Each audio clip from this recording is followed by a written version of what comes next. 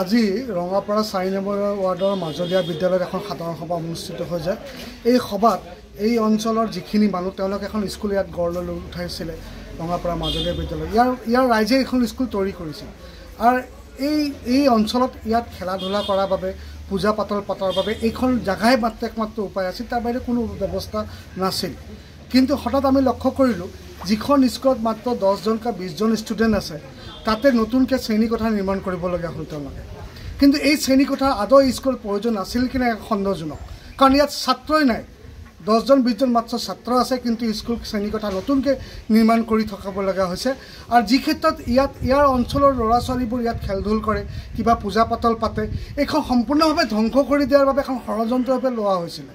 তো আজি ইয়াৰ ৰাইজে এখন মিটিং কৰি কৈছিলে যে ইয়াৰ ৰাইজে বহুত দিনৰ পৰা আপত্তি জনাইছে যি ক্ষেত্ৰত এই স্কুলত ছাত্ৰ ছাত্ৰীৰ অভাৱ, 10-20জন ছাত্ৰ ছাত্ৰী আছে, দৰকাৰ পৰিলে এইখন স্কুল ওচৰতে থকা ৰঙাপাৰা বেংগলী হাইস্কুলৰ লগত এমলগেশ্যন কৰি দিয়া হওক।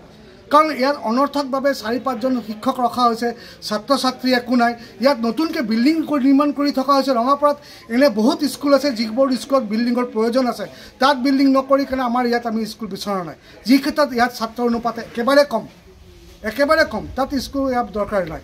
আৰু আমি যেতিয়া স্কুলখন নিৰ্মাণ কৰা হয়, এই অঞ্চলৰ ৰাইজে এটা আগৰ পৰা সিদ্ধান্ত লৈছিল যে এই অঞ্চলৰ যিবোৰ পূজা পাতল হওক, সৰু সৰু ল'ৰা ছোৱালীবোৰ খেল ধূল কৰা হওক, যাতে এইখন ব্যৱহাৰ কৰিব পাৰে।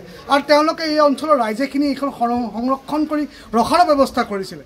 কিন্তু এটা হঠকাৰী সিদ্ধান্ত হ'ল স্কুল কৰ্তৃপক্ষই ইয়াত তেওঁলোক কোনো নজনাকৈ এখন বিল্ডিং নিৰ্মাণ কৰি থকা হ'ল, যাতে এইখন ষড়যন্ত্ৰভাৱে এইখন ফিল্ড যাতে নষ্ট কৰি দিয়া হ'ল।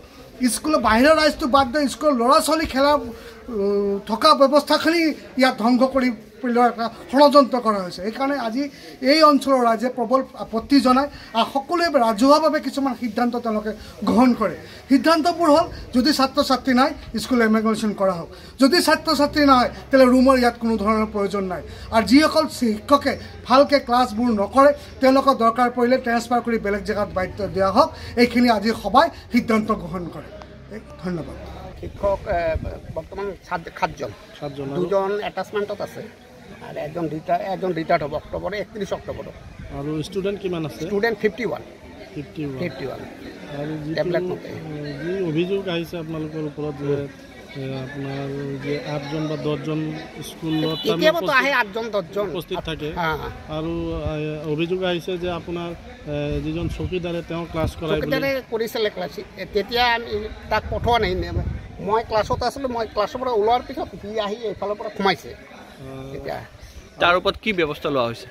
তাৰ ওপৰত ব্লক অফিচাৰে তাক কৰিছে আৰু গাড়ী চালি পাৰিছে, সকলো সন্মুখতে কৰিছে। আৰু এতিয়া যিটো অভিযোগ আহিছে যে আপুনি এই স্কুলৰ যোনটো খেলপথাৰ আছিল, সেই খেলপথাৰটো আবদ্ধ কৰি আৰু এটা শ্ৰেণীকোঠা ইয়াতে ব্যৱস্থা কৰা হৈছে, কি কয় এই বিষয়ে? এইটো SSৰ ফালৰ পৰা আহিছে। আৰু যেতিয়া আহিছে তেতিয়া ইঞ্জিনিয়াৰে ফোন কৰিছে ভেণ্ডৰৰ নামখিনি। মানে আপোনাৰ হেৰিত মানে ভাবে নেকি যে আপোনাৰ আৰু শ্ৰেণীকোঠাৰ প্ৰয়োজন আছে বুলি? মইতো নাভাবোঁ। আৰু যে যি স্কুলত যি মানে ষ্টুডেণ্টৰ ছাত্ৰ ছাত্ৰীৰ সংখ্যা তাৰ অনুপাতে আপোনাৰ যিটো আপোনাৰ প্ৰয়োজন আছে নেকি শ্ৰেণীকোঠা? মইতো নাভাবোঁ এইটো।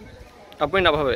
তেতিয়াহ'লে এই বিল্ডিংটো যে আহিছে এইটো কি বুলি? এইটো এডিশ্যনেল ক্লাছৰুম হিচাপত আহিছে। যিহেতু আপোনাৰ স্কুলত 50জন ছাত্ৰ আছে আৰু ইতিমধ্যে শ্ৰেণীকোঠা 11টাৰ ওপৰত আছে যেন লাগিছে। 11 এইবিলাকতো গুদামে আৰু ডেমেজ। আৰু আচ্ছা, এতিয়া আপুনি যে আৰু নতুন শ্ৰেণীকোঠা ৰাইজে নালাগে বুলি কৈ আছে, খেলপথাৰটো আবদ্ধ হ'ব বুলি কৈছে, কি ক'ব বিচাৰে?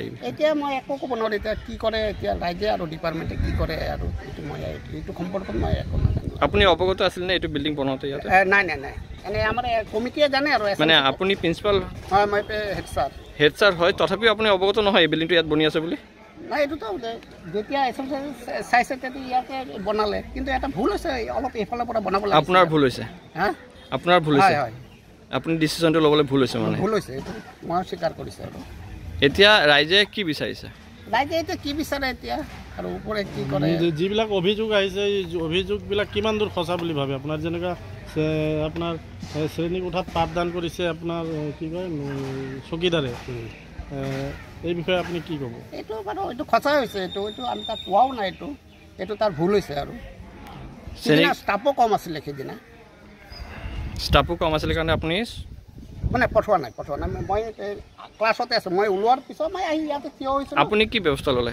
মই ক'লো নাই ব্লক অফিচে কৰিছে আৰু এইটো ৰাইজৰ মতামত যে ৰাইজৰ আমি ৰাইজৰ যি ৰাজহুৱা সভাৰ যি শুনিলোঁ যে সেইমতে যে আপুনি ষড়যন্ত্ৰমূলকভাৱে তাৰমানে এই স্কুলৰ যিটো খেলপথাৰ সেই খেলপথাৰটো আবদ্ধ কৰি ৰাখি আপুনি শ্ৰেণীকোঠা বনোৱাৰ মানে অভিযোগ উঠিছে নাই এইটো মই কৰা নাই এইটো কি কৰে মইতো একো কৰিব নোৱাৰিম এতিয়া কি কৰে আৰু ৰাইজে মানে এই ডায়েগ্ৰামটো ইয়াতে যোনটো শ্ৰেণীকোঠা হ'ব এই ডিচিশ্যনটো আপুনি দিয়া নাছিলে নাই মই ডিচিশ্যন এই লোকেশ্যনটোত হ'ব লাগে বুলি নাই মই দিয়া নাই এইটো